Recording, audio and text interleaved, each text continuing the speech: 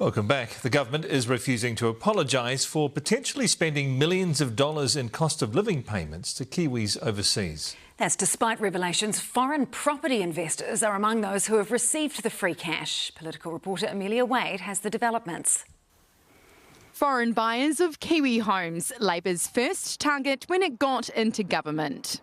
Banning foreign speculators. But 5 years later, some foreign landlords have been pocketing their cost of living payment. We don't know who was paid unless the claims come forward to us. A tax agent who didn't want to be identified told Newshub 2 clients in China who have Queenstown rental properties but have never lived in New Zealand got the first $116 payment. I told them to repay. It's not their fault to receiving the money. And the government has no idea how many overseas investors got the cash. No.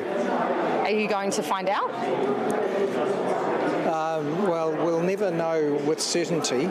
Inland Revenue's so in the dark, it even asked Newshub to let it know if we hear of any investors.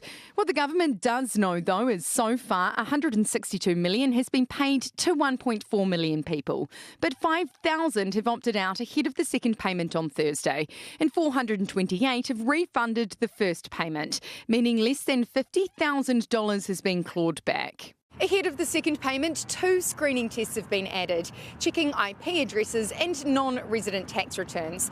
And so far, that's uncovered 31,000 people who are overseas and got the first payment, but potentially shouldn't have, which means possibly almost $6 million was lost, and the government is refusing to chase that down. Will you apologise for that waste of taxpayer money? Just to be clear, we can't even be 100% certain that those individuals were ineligible. Does she just believe that taxpayers are a bottomless ATM for her government to abuse? He previously hasn't had an issue with overseas tax breaks, for instance, for the copious number of landlords who he wants to provide tax breaks to who do not live in New Zealand. Overseas landlords, like the ones the government's just given free cash to. Amelia Wade, Newshub.